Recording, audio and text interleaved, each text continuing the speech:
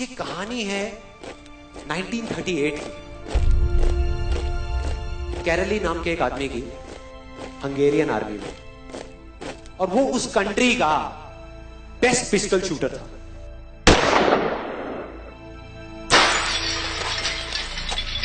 जितनी भी national championships हुई थी उस कंट्री में, उसको वो जीत चुका था।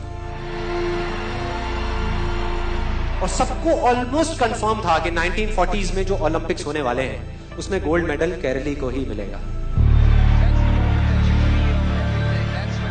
और उसने सालों से ट्रेनिंग करी थी।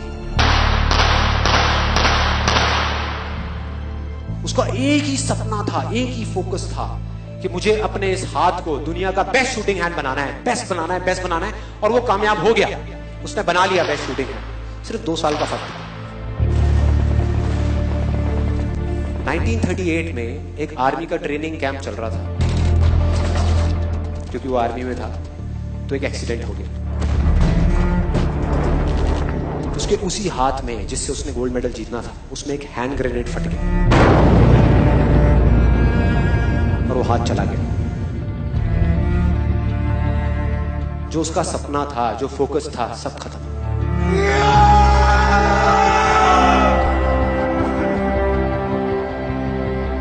उसके पास 2 रास्ते थे। एक तो ये कि वो बाकी की पूरी जिंदगी रोता रहे और कहीं जा करके छुप जाए, या अपना जो गोल था जिस पे उसने फोकस किया हुआ था उसको पकड़ करके रखे। तो उसने फोकस किया उस पे नहीं जो चला गया था, जो उसके पास नहीं था। उसने फोकस किया उस पे जो उसके पास था।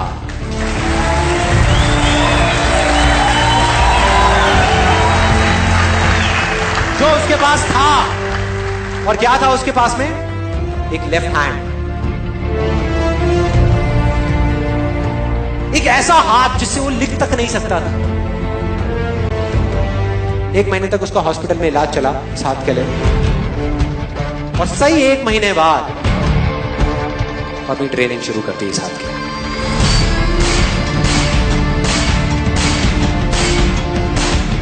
ट्रेनिंग के 1 साल बाद, मतलब कि 1939 में वो वापस आया।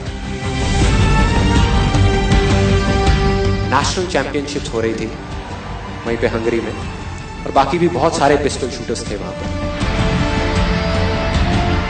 उन्होंने जा करके उसको कंग्रेचुलेट किया। कहा कि यार देखो, ये होता है जज्बा, ये होती है स्पोर्ट्समैन स्पिरिट, कि इतना सब कुछ होने के बाद भी तुम यहां पर आए हो हमको देखने के लिए और हमारा हौसला बढ़ाने के लिए। किसी को नहीं पता था कि वो 1 साल से अपनी ट्रेनिंग कर रहा था लेफ्ट हैंड की। और उसने जवाब दिया, मैं यहां पर तुम्हारा हौसला बढ़ाने नहीं आया, तुम्हारे साथ कॉम्पीट करने आया हूं, तुमसे लड़ने आया हूं, तैयार हो जाओ। और कंपटीशन हुआ। बाकी सब वहां पर जितने भी लोग थे वो कॉम्पीट कर रहे थे अपने बेस्ट हैंड से। ये कॉम्पीट कर रहा था अपने ओनली हैंड से। ओनली हैंड से। कौन जीता? The man with the only hand, केरली जीत गया। लेकिन वो यहां नहीं रुका। उसका गोल क्लियर था कि मुझे इस हाथ को, इस कंट्री का नहीं, इस पूरी दुनिया का बेस्ट शूटिंग हैंड बनाना है। उसने अपना सारा फोकस उठा करके डाला 1940 पे,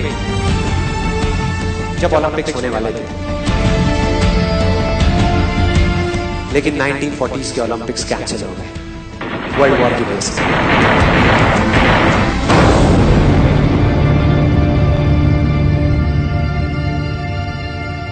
उसने अपना सारा फोकस उठा करके कहां डाल दिया? 1944 में जो ओलंपिक्स होने वाले थे उसके ऊपर। और 1944 में जो ओलंपिक्स होने वाले थे वो भी कैंसिल हो गए वर्ल्ड वॉर की वजह से। फिर से कैंसिल।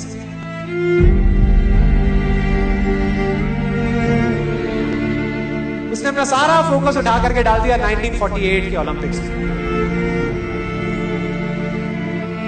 1938 में उसकी एज थी 28 साल। 1948 में उसकी एज हो चुकी थी 38 इयर्स। और जो यंगर जो प्लेयर्स आते हैं निकल करके, उनसे कॉम्पीट करना मुश्किल होता चला जाता है। लेकिन मुश्किल नाम का ये वर्ड था ही नहीं उसकी डिक्शनरी में। वो गया, पूरे वर्ल्ड के बेस्ट शूटर्स आए हुए थे जो अपने बेस्ट हैंड से कॉम्पीट कर रहे थे, और ये अपने ओनली हैंड से कॉम्पीट कर रहा था। और कौन जीता? The man with the only hand.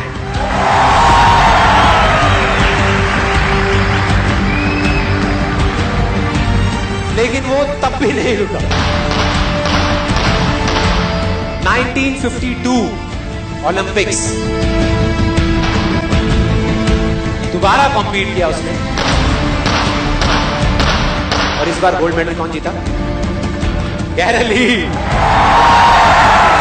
4 साल बाद दोबारा से, और पूरी की पूरी हिस्ट्री को बदल करके रख दिया ओलंपिक्स।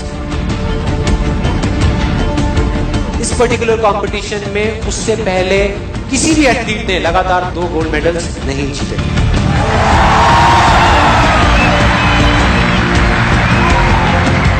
अब किसी भी लूजर के पास चले जाओ, उसके पास लिस्ट होगी बहानों की कि मैं इस वजह से फेल हुआ अपनी लाइफ में, इस वजह से मैं कुछ नहीं कर पाया। बहुत लंबी लिस्ट है। और दूसरी तरफ विनर के पास चले जाओ, उसके पास में 1000 वजह होगी वो ना करने की जो वो करना चाहता है, सिर्फ एक वजह होगी वो करने की जो वो करना चाहता है, और वो कर जाएगा।